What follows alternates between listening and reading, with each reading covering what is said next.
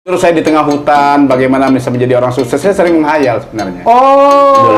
Akhirnya saya berdamai dengan kondisi, saya menginsapi memang begitulah orang tua saya tidak mampu.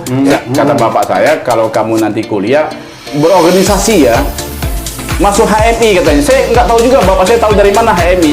Saya sudah 206 kali jadi ahli. 206 di CV saya ya. 206 kali. Jadi agak viral waktu kasusnya Pak Setnov ya. Betul. Ya bisa. Jadi jangan sombong pakar-pakar hukum pidana itu. Tidak. Yang meminta secara manual itu istri saya. Ini betul. Benar. Jadi saya ini termasuk suami yang takut istri ya. Karena hakim bertanya, saudara dokter kayaknya selain ahli hukum pidana, saudara ahli listrik ya? Yang mulia, aku bilang, pantas rambutnya ini ya katanya.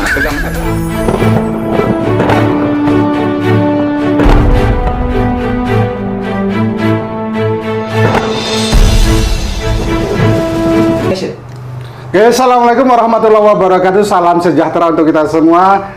Dulur Mangleh, hari ini ketemu lagi dengan Cerita Mangleh, tempat cerita yang hebat. Dan hari ini yang hadir di Cerita Mangleh adalah sosok yang semua sepakat menyebutnya adalah orang hebat. Beliau adalah Bung Dr. Mahmud Mulyadi. Apa kabar Bung Mahmud? Alhamdulillah baik, Mangleh. Terima kasih sudah diundang. Wah, saya juga atas nama channel YouTube Cerita Mangleh berterima kasih sekaligus bersyukur karena di tengah kesibukan Bung Mahmud sudah bisa hadir di tempat ini. Bung Mahmud. Iya. Saya melihat Bung Mahmud ini sosok yang sukses. Amin. Dan tentunya kesuksesan ini baru dicapai setelah melalui proses panjang. Betul. Oke, yang menarik bagi dulur Mangleh tentunya ingin paling tidak mengolek sedikit tentang latar belakang keluarga, masa kecil Bung Mahmud, jenjang pendidikannya, sebelum kita bicara banyak tentang hal-hal lain. Boleh diceritakan Bung Mahmud? Baik, kalau dari sisi latar belakang, saya ini kan termasuk latar belakang orang yang tidak mampu ya, karena bapak saya kan petani. Orang tidak mampu. Petani di Desa Semuntul, Sumatera Selatan ya, Banyuasin. Oh iya, beliau Bung Mahmud perlu saya informasikan ke dulur Mangleh adalah asli Sumatera Selatan, lahir di Desa Semuntul, Kecamatan Rantau Bayur, Banyuasin. Kabupaten Banyuasin, Provinsi Sumatera Selatan. Oke, jadi lahir di Desa Semuntul. Desa Semuntul, walaupun memang kalau asli kita kan dari OI ya, dari Desa Beti ya, kalau keturunan gitu. Beti. Nah, saya bilang susah itu kan karena bapak saya kan petani tak ada hujan. Kadang kalau kita lihat tidak akan mungkin menyekolahkan anaknya. Tapi karena alhamdulillah Allah memberikan saya orang tua yang semangat, bapak, emak gitu begitu mendorong anak-anaknya sekolah sehingga sejak kecil saya ditanam untuk sekolah ya. Jadi saya itu sering menghayal sebenarnya, waktu itu sering menghayal. Tidur saya di tengah hutan, bagaimana bisa menjadi orang sukses, saya sering menghayal sebenarnya. Dulunya begitu. Waktu kecil sempat menghayal kalau setelah selesai sekolah SD itu kan di belakang itu kan biasanya banyak pohon-pohon, saya tidur di situ gitu. Gimana enak jadi orang sukses, bisa sekolah gitu. Nah, mungkin karena doa-doa itu juga ya, ya insya Allah kan ada jalannya. Walaupun saya tidak akan bisa memprediksi kalau saya bisa selesai doktor kan. Jadi gitu. SD-nya di Semuntul, Desa Semuntul, kemudian saya masuk MTS Negeri 1 Palembang. Palembang, kemudian saya menambahkan SMA di SMA Negeri 3. Palembang juga. Terus saya masuk Unsri ya, Fakultas Hukum Unsri, saya tamat tahun 98. Tamat tahun 98. Pada awalnya cita-cita saya itu ingin jadi ulama sebenarnya. Benar. Betul. Saya pengen jadi ahli tafsir ya, tetapi saya pengennya ke pondok pesantren, misalnya ke Gontor. Kenapa waktu itu sempat berpikir ingin jadi ulama? Karena kalau di kampung kita itu rata-rata memang pendidikan agama sangat kuat, dan saya kan pengennya tidak mau tanggung-tanggung gitu. Jadi misalnya dari MTS saya pengennya ke pondok kan, pondok pesantren, terus nanti saya pengennya ke Kairo atau ke Arab Saudi kan gitu. Tapi ternyata apa boleh buat, orang tua saya tak punya uang. Tak punya uang, sempat saya stres juga. Akhirnya saya berdamai dengan kondisi, saya menginsapi memang begitulah orang tua saya tidak mampu, saya ngambil SMA lah gitu. Terus ditawarin taman SMA oleh bapak untuk masuk UIN kan, saya bilang nggak usah lah pak, saya masuk fakultas hukum saja. Nah itu awalnya. Jadi waktu SMA itu memang saya sudah prediksi untuk masuk fakultas hukum karena saya sudah baca. Hukum kan sangat termarginal saat itu kan. Zaman-zaman Orde Baru kan termarginal sekali. Termarginal dalam arti seperti kebijakan politik kan saat itu tidak bisa mengkritisi dan lain sebagainya. Kita sangat terkekang kan. Ruang lingkupnya terbatas. Tapi saya baca negara-negara maju ya. Hukum itu kan profesi hukum dari the first level. Nomor 1, betul. Amerika saya baca waktu itu kan 60% presidennya orang hukum kan. Iya. Jadi saya punya prediksi hukum bakal maju dalam kondisi apapun. Kondisi dunia kacau maupun kondisi dunia baik. Atas dasar itu kemudian tergerak. Di samping saya orangnya kan hobi berbicara, berkomunikasi, hobi berdiskusi. Jadi kita juga mencoba untuk menginternalisasi kemampuan, hobi dan sebagainya. Artinya masuk fakultas hukum waktu itu atas kesadaran dan kemauan sendiri. Kesadaran sendiri. Kesadaran sendiri. Nah, itu. Jadi memang target saya itu fakultas hukum. Fakultas hukum. Iya, gitu. Setelah masuk fakultas hukum, apa yang dirasakan waktu itu? Ya, kemudian saya kan dari kecil saya waktu SD itu bapak saya bercita-cita kan mengkuliahkan saya. Kata bapak saya, kalau kamu nanti kuliah berorganisasi ya, masuk HMI katanya. Saya nggak tahu juga bapak saya tahu dari mana HMI. Langsung menyebut betul masuk HMI. Sejak SD. Himpunan Mahasiswa Islam. Makanya saya kenal HMI itu sejak SD karena waktu itu om saya kuliah di UIN Sunan Kalijaga tahun 74 itu 78 itu beliau sudah taman S1 kan. Tahun 78 itu. Dia kaderisasi kader HMI di Dagen ya, cabang Dagen. Nah, tapi om saya itu tidak berumur panjang. Setelah beliau menikah, 1 hari menikah, kemudian sakit meninggal dunia. Nah, bapak saya bilang saya itu kita patah sayap karena waktu itu kan saya masih SD. Adik-beradik juga masih SD kan mau ditarik om kan sudah bekerja di Palembang gitu kan. Betul. Nah, bapak saya bilang kita patah sayap saat itu. Saya belum mengerti patah sayap itu kenapa. Artinya kan ya bagaimana untuk om yang memang diharapkan dan om ini kan disekolahkan oleh bapak saya. Nah, ya menarik keponakannya. Bisa menarik keponakannya kan gitu. Jadi waktu itu memang kondisi sangat sedih tapi bapak bilang berjanjilah kalian untuk sekolah yang rajin. Insya Allah ada jalannya dan saya akan mencari rezeki gitu untuk berjuang. Ya alhamdulillah terima kasih kepada Allah yang telah menganugerahkan seorang ayah dan seorang ibu ya yang mendorong itu. Luar biasa. Bapak saya hanya tamat SD. Hanya tamat SD? Iya. Dan mama saya tidak pernah mengecam pendidikan formal sedikit. Dan anaknya sekarang jadi dokter. Ini luar biasa. Ini keberhasilan orang tua ya. Iya, baik orang tua betul sekali. Okay. Nah, tadi kita bicara soal Bung Mahmud waktu kuliah di Fakultas Hukum kan? Iya. Karena ini berangkat dari minat, pasti enjoy ya. Enjoy sekali. Menyenangkan sekali.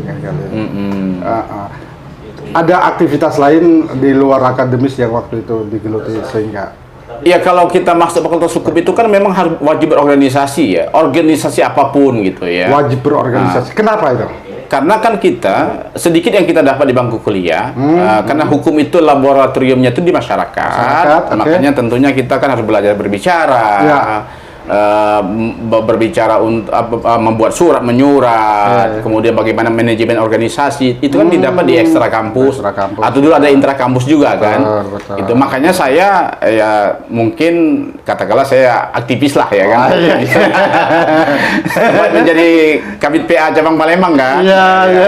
Dan sangat beruntung sekali saya di HMI itu. Nah, organisasi manapun adalah ajang belajar. Yang belajar ya. Makanya silakan pilih, gitu. Silakan pilih yang cocok, gitu kan. Bukan hanya HMI. Artinya kita sangat menyarankan adik-adik mahasiswa yang sedang aktif di kuliah juga aktif di organisasi ya. Kadang banyak juga yang pintar tamat 3,5 tahun tapi kan tidak berorganisasi. Link dia tidak ada.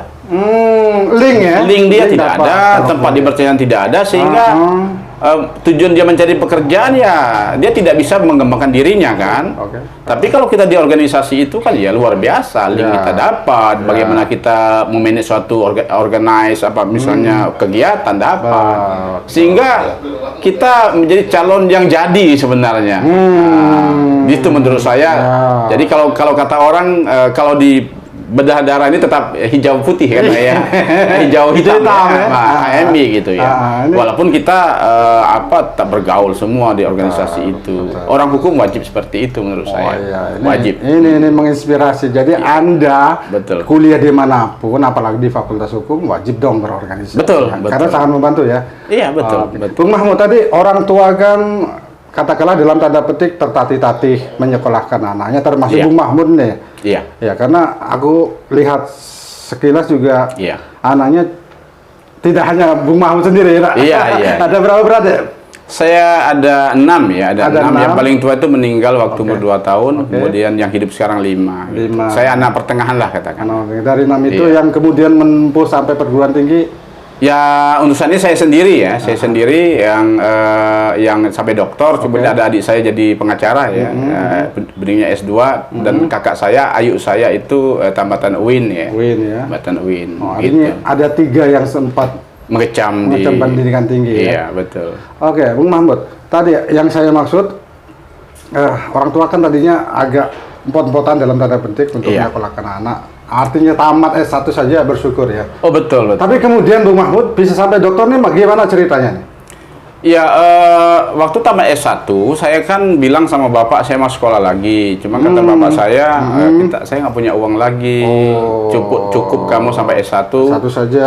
Sekarang silahkan mencari sendiri. Ya akhirnya saya mencari-cari beasiswa ya, mencari beasiswa. Oh. Pernah juga ada kita melamar di Pajajaran waktu itu. Saya tamat 98 kan. 98. Nah, kemudian setelah tamat itu melamar ke Pajajaran Fakultas Hukum, diterima, tetapi beasiswa tidak diterima. Oh, harus biaya mandiri ya. Mandiri. Nah, baru ada undangan dari USU ya, Fakultas Hukum USU saat itu. Universitas Sumatera Utara.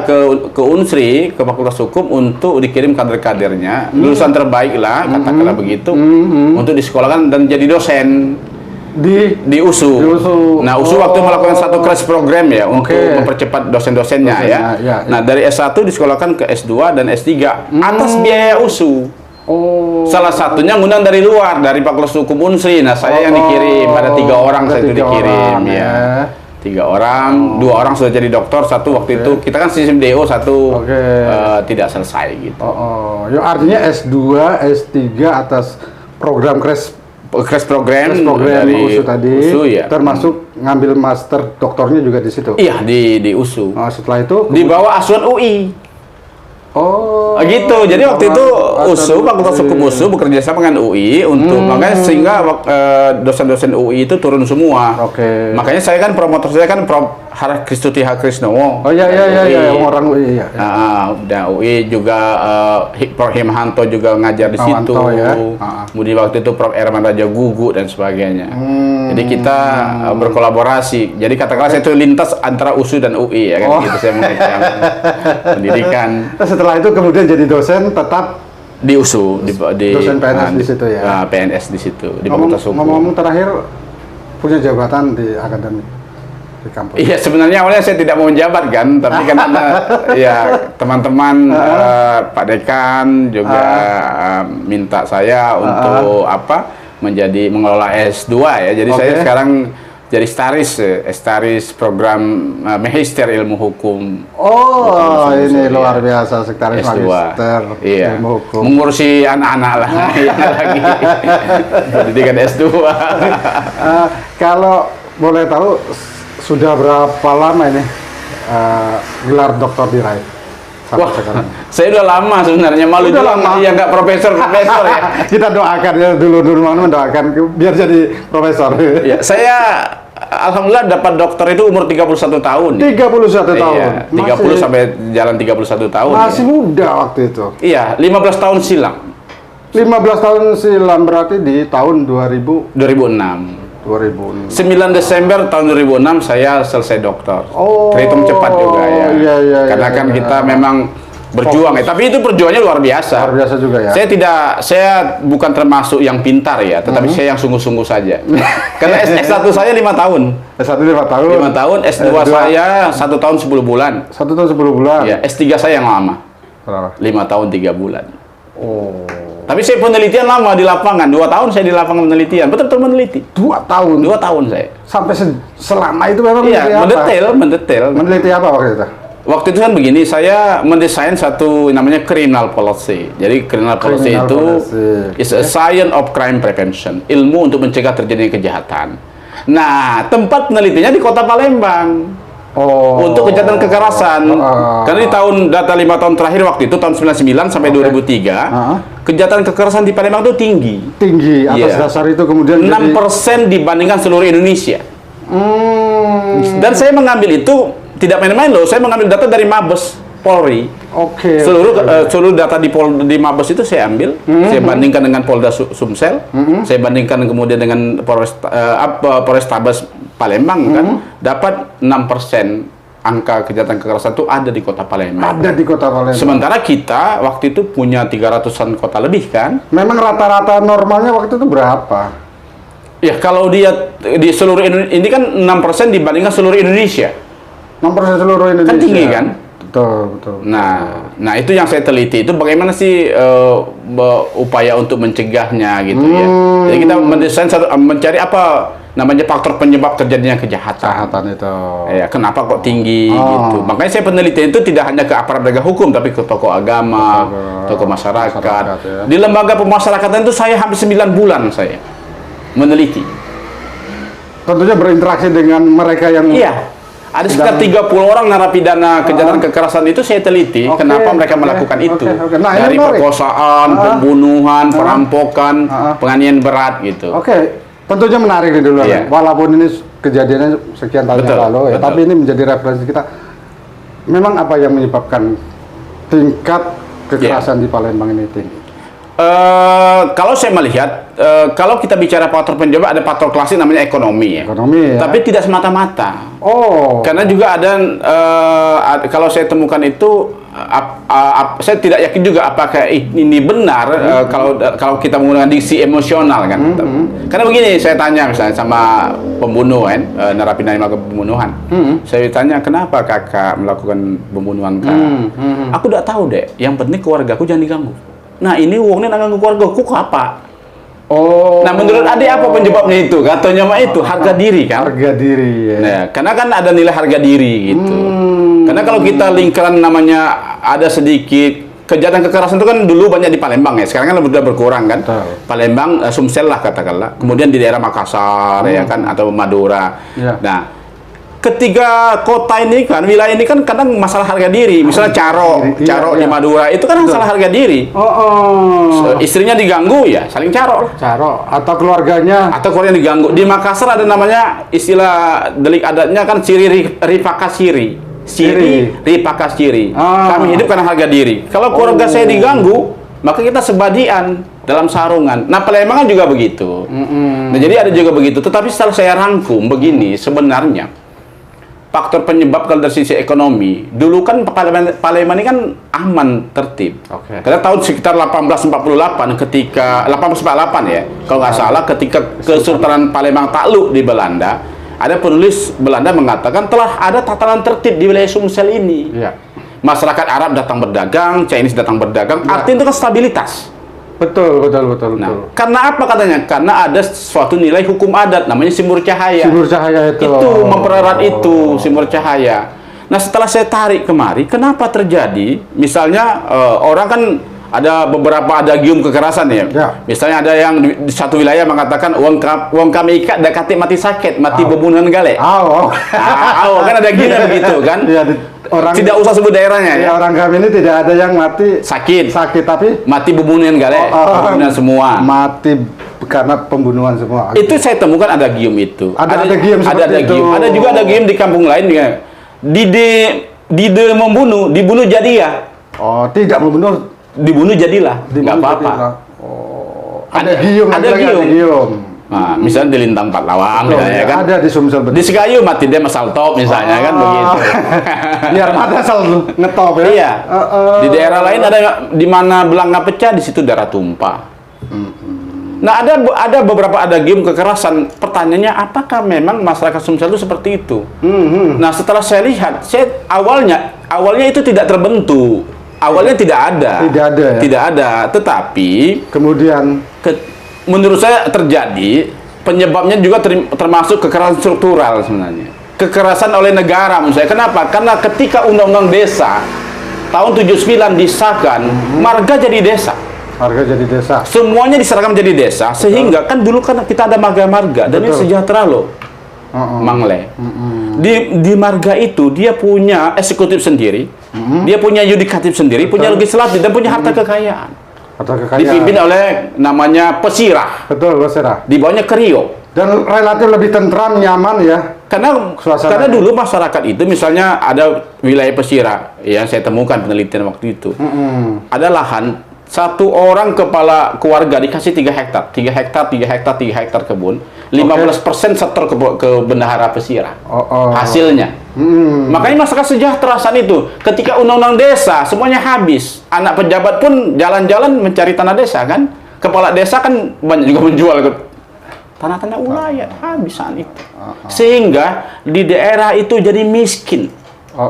Sehingga jadi miskin dan mereka melakukan urbanisasi kan. Betul. Ke kota untuk mencari nafkah, tak punya keahlian.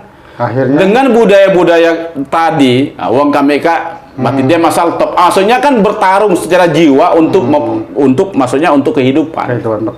Nah, termasuk juga ada budaya membawa senjata. Kan senjata itu kan ada juga sebagian daerah kita mengatakan kan saudara tuwe, dulur tuwe. Jadi pengganti ayah orang tua kan begitu. Nah, ketika Palembang itu tempat mencari pekerjaan dan tak punya keahlian, bersinggungan. Akhirnya Palembang dianggap tempat yang paling rawan. Jadi ini by design juga menurut saya kan. Palembang itu menurut saya tidak seperti itu. Iya. Kita sangat menghormati. Iya, karena sejarahnya seperti itu tadi. Tentram. Ya? Jadi dia by design. By design. Nah makanya saya katakan dalam bahasa saya ya mohon maaf ya. Ada juga kekerasan struktural ya. Karena undang-undang desa itu. Orang Palembang itu kan pada dasarnya kan sangat welcome kan. Nah, saya itu punya resep dengan teman-teman di luar, teman-teman saya di Medan, di Jakarta yang mau bekerja di Palembang. Kan mereka kadang takut. Kadang-kadang takut. Image-nya seperti itu ya. Betul. Jadi saya bilang sederhana sih, menaklukkan Palembang itu. Kalian harus dekat dengan masjid. Dekat dengan masjid. Sholat maghrib di masjid, isya di masjid. Orang Palembang itu sangat care dan peduli. Jadi jamaah. Iya. Bermasyarakat. Iya. Makanya kita kan sering dikunjungi. Kita kan dulu ke kos ya kan. Kita sering jadi azan di masjid ya kan. Betul. Jadi imam dikunjungi oleh ustaznya. Anak dari mana nak? Kan care. Care. Diperhatikan. Walaupun pendatang ya. Jangan diganggu itu. Dia rajin sekali ke masjid. Iya. Satu resep yang ditemukan. Religius ya. Sangat religi gitu. Itu maksud saya kan juga ada pergeseran sebenarnya. Menarik ini. Jadi ternyata kita jadi tahu ini kenapa dulu Palembang atau Sumsel secara umum sempat tersebut sebagai daerah yang rawan dengan. Saya ada cerita menarik ya. Waktu itu Kapolres Sekayu, saat itu kan bupatinya Pak Alik Nurdin ya. Kapolres Musibanyu itu kan Pak Martuani. Nah, mantan Kapolda Sumut ya. Jadi waktu itu saya baca di koran bahwa mohon maaf waktu itu kan banyak para pelaku kejahatan di Desa Evil kan. Betul. Gitu. Jadi Desa Evil itu waktu itu kan saya lihat ada 13 orang para perampok Desa Evil menyerahkan diri kepada Kapolres. Begitu. Wah, ini menarik sekali kan. Padahal Desa Evil kan terkenal. Nah, jadi waktu itu saya minta waktu untuk jumpa sama Kapolres untuk wawancara melalui teman saya Ahmad Nafi yang komisioner KPU. Waktu itu kan beliau wartawan. Betul, wartawan. Saya berjumpa dengan Pak Martuani, saya wawancara. Terus saya bilang, Pak Martuani, kok bisa para saudara-saudara kita ini menyerahkan diri dengan sebaik-baiknya kepada kepolisian? Begini ceritanya Pak Mahmud, kata Pak Martuani. Jadi kami kepung Desa Evil itu, satu pun masyarakat tidak mau menunjukkan di mana persembunyian mereka, karena mereka adalah para katakanlah kayak apa ya, Robin Hood.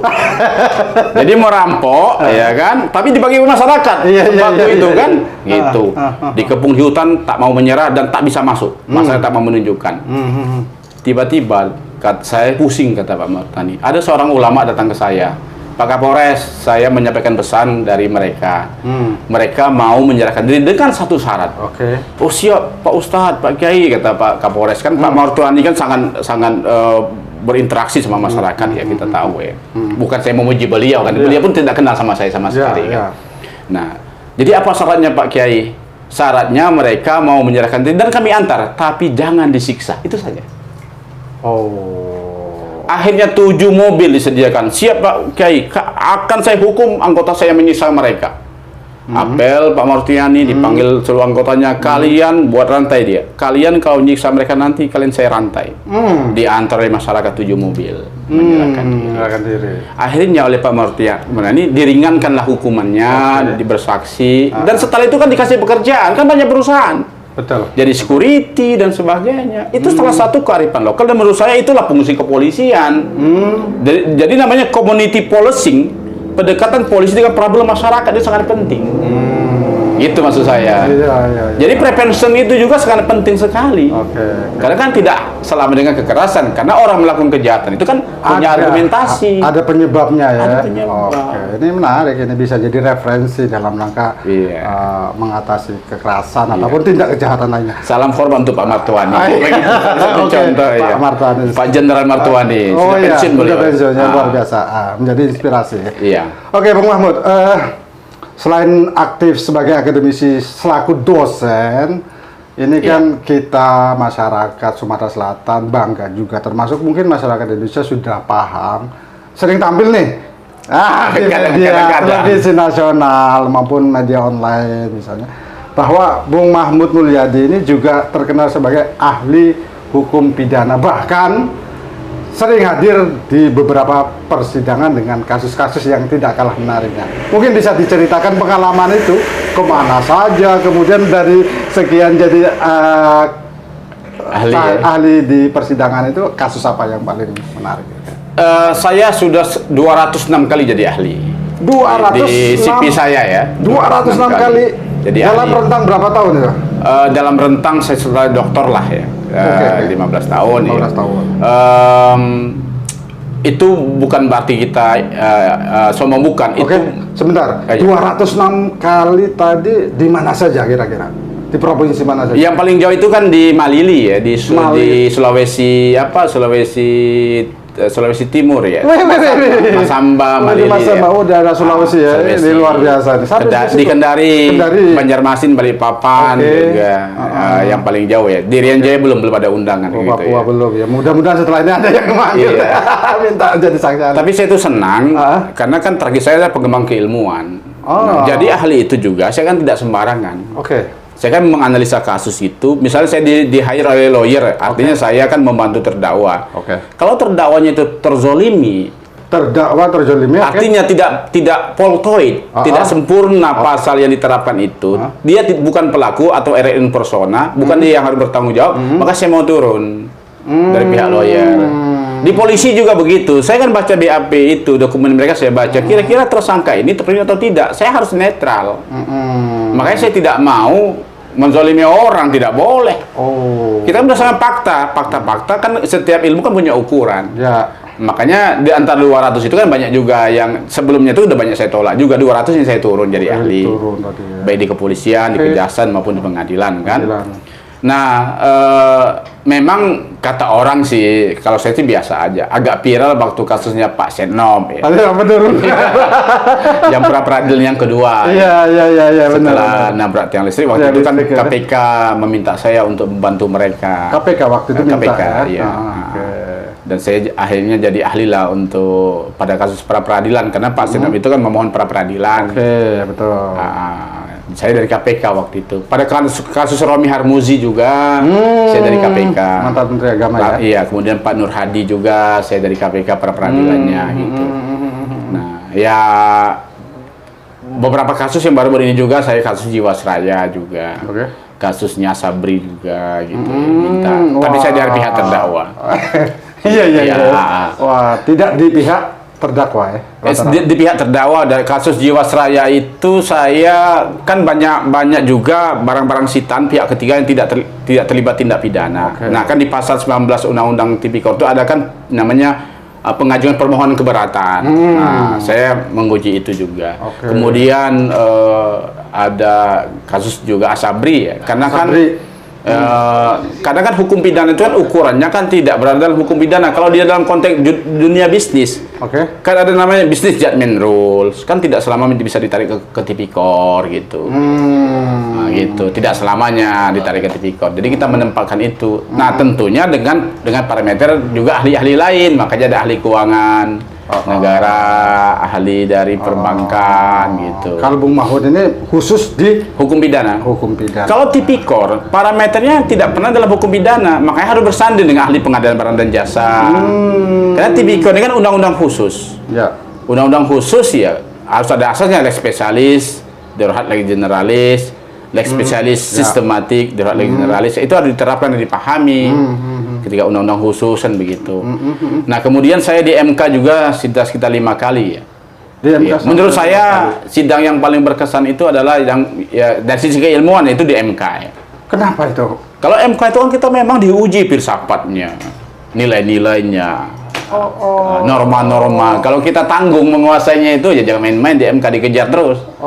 Jadi memang harus perfect ya. Harus perfect. Menguasai ya. Iya. Jadi saya pernah waktu itu kasusnya OJK ya, saya dari OJK waktu menguji kewenangan penyidikan OJK. Nah, saya juga di hire dari OJK gitu kan.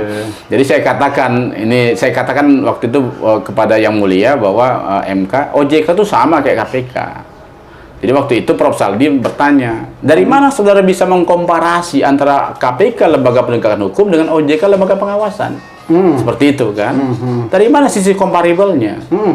Jadi saya jawab begini, Yang Mulia lihat pasal 6 Undang-Undang KPK. Pasal 6 Undang KPK itu kan masalah tupoksi, ada 5 saat itu, sekarang kan 6. 5 ini, 1 koordinasi, 2 supervisi, 3 lidik, sidik, tuntut, 4 pengawasan, 5 prevention. Dari 5 ini 1 yang pidananya. Ya. 4-nya bukan pidana. Bukan pidana. Artinya KPK itu juga dominasi pencegahan. Gitu. Tidak bisa dikatakan dia aparat penegak hukum semata, karena dari 5 tupoksi hanya 20% yang pidananya, lidik, sidik, tuntut. Ya. Selebihnya kan non penal policy. Pencegahan. Makanya saya minta rubah KPK itu, saya katakan Komisi Pencegahan dan Pemberantasan. Iya. Betul kan? Benar. Begitu saya katakan. Kalau tidak rubah undang-undang pidana semua, artinya kejahatan tak selamanya dengan menggunakan hukum pidana. Kejahatan itu kalau hanya menggunakan hukum pidana semata tak akan bisa dicegah, tak akan bisa ditanggulangi. Tak bisa ditanggulangi. Karena faktor korelatif kriminogen tidak berada dalam hukum pidana. Saya menghimbau seluruh masyarakat stakeholders ikut berpartisipasi. Karena ada yang mengatakan karena ekonomi, pendidikan, kebutahurupan, perubahan tidak layak, budaya. Betul. Kan begitu. Artinya tidak selesai oleh penegak hukum saja. Tidak bisa. Jadi jangan sombong pakar-pakar hukum pidana itu. Tidak boleh. Hukum pidana hanya salah satu alat saja, bukan satu-satunya. Ini menarik. Karena saya tidak saya ahli pidana katakanlah ya. S1, S2, S3 saya hukum pidana. Tetapi dalam konteks desain criminal policy, kebijakan penanggulangan kejahatan itu juga harus pakai non penal policy. Pemerintah memperhatikan pendidikan masyarakat yang buta huruf dan sebagainya. Ya. Kemudian pemerintah harus menyediakan lapangan kerja sektor formal. Kalau suatu daerah banyak yang jualan sarapan, berarti sektor formal itu meragukan. Kan gitu. Betul. Nah, jadi seluruh stakeholders ya, pemerintah, tokoh agama, tokoh masyarakat harus memperhatikan itu, bukan hanya polisi semata. Betul. Kalau Anda bayangkan misalnya Mangle, polisi kalau di Medan itu mungkin sekitar berapa ribu, 4.000 atau 6.000 ya di kota Medan ya. Dibandingkan dengan 2 juta, 3 juta penduduk. Berapa? Bisa 1:800. Betul. Palembang saya nggak tahu ya. Tidak bisa mengcover tentunya. Kan bisa. Palembang misalnya berapa jumlah polisinya? 2.000 misalnya. Untuk seluruh polsek katakan. Ya. Penduduk Palembang berapa? 1, iya. Sekian. 1, sekian misalnya. 1,6. Bandingkan saja berapa. Nah itu maksud saya memang praktek-praktek kearifan lokal itu ya harus ditempuh, dilibatkan ya. Iya, dilibatkan gitu. Bung Mahfud, sebelum kita mengakhiri perbincangan kita ini, masih banyak sebenarnya yang mau digali. Ini yang menarik. orang kalau melihat Bung Mahmud tuh ada ciri khas tersendiri. Paling tidak ya yang kita lihat sekarang ini ya, rambutnya jabrik. Kemudian Jambul, kalau dalam bahasa anak gaulnya itu parlente, ada kalung, ada. Iya, kalau nggak bawa nih hari ini. Iya, ada Itu, cincin ya. Ada cincin banyak. Kaki, iya. Bisa dibocorin tuh apa sih motivasinya? Sebenarnya saya, ini jujur ya, tidak dibuat-buat. Saya tidak pernah berniat untuk rambut mohak ya. Yang meminta saya rambut mohak itu istri saya. Ini betul. Bener. Betul. Jadi, saya pun heran ya. Iya. Dulu rambut saya kan belah tengah tuh. Belah tengah, Mungkin iya. istri saya bosan, terus dia bilang, ayo Pak kita pangkas rambut. Udah dibawa ke tukang pangkas rambut, dia bilang, Bang, pangkas gaya mohak. Saya pun nggak tahu. Nggak tahu ya, apa Bagaimana. mohak itu sebenarnya. Rupanya kayak gini. Jadi waktu itu mau pulang ke Palembang, mau lebaran.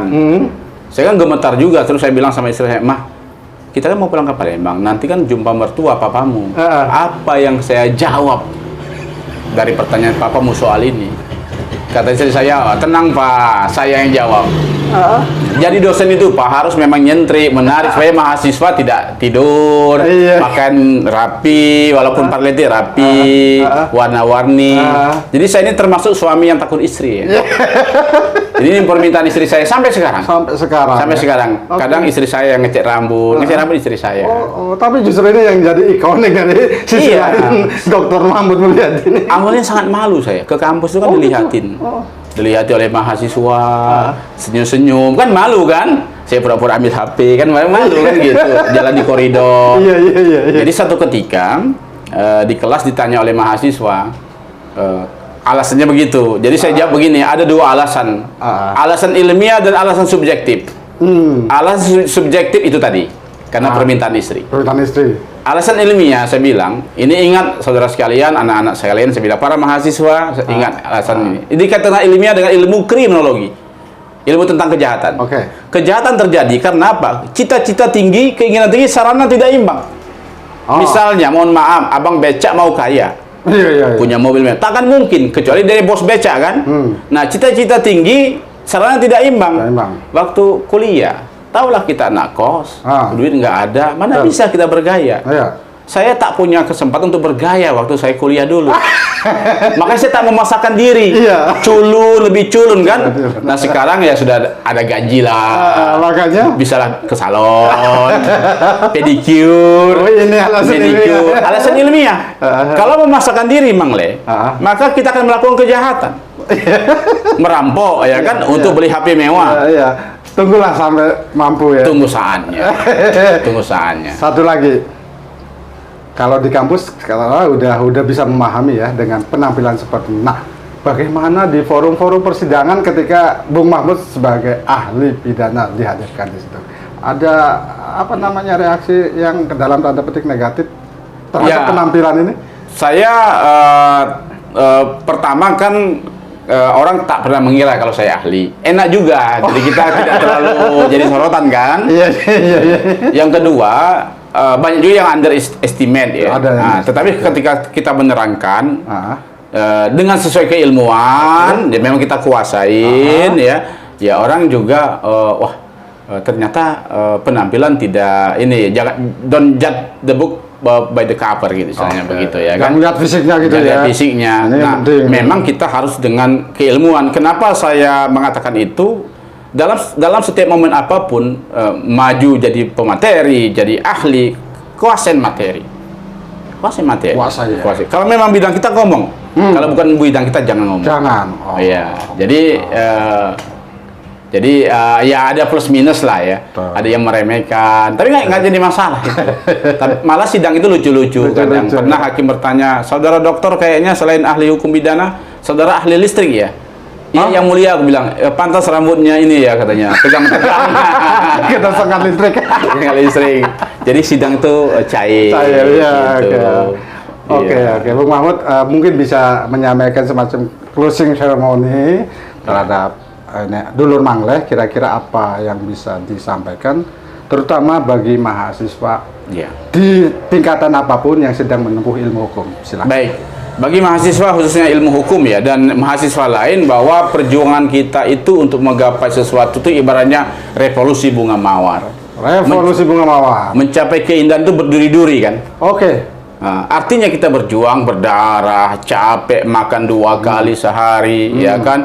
Tetapi yakinlah dengan keyakinan kita, insya Allah sesuatu yang tidak konstan itu tidak apa istilahnya bukan instan ya, tetapi tetap dengan konsekuen kita proses bisa menghasilkan suatu bunga yang wangi. Jadi berjuanglah. Ada saatnya nanti, asalkan kita konsisten, ya. Semua orang tanyalah orang-orang yang hebat itu juga berawal dari perjuangan yang sangat berat sekali. Jadi menurut saya tetaplah berjuang, jadi diri sendiri, konsisten, jangan gadaikan harga diri, ya kan? Dan tetaplah tentunya berserah kepada Allah Subhanahu wa taala. Ini luar biasa dulu Bang Leh. Tadi sudah panjang lebar kita dengarkan tentang siapa sosok Dr. Mahmud Mulyadi, termasuk terakhir tadi begitu menginspirasi pesan yang telah disampaikan kepada kita. Mudah-mudahan Amin. cerita Mang Leh kali ini dengan Dr. Mahmud Mulyadi betul-betul bisa menjadi inspirasi. Terima kasih Bung Mahmud telah sama-sama jauh-jauh datang dari Medan. Siap. Semoga sehat selalu. Amin. Assalamualaikum warahmatullahi wabarakatuh. Waalaikumsalam warahmatullahi wabarakatuh.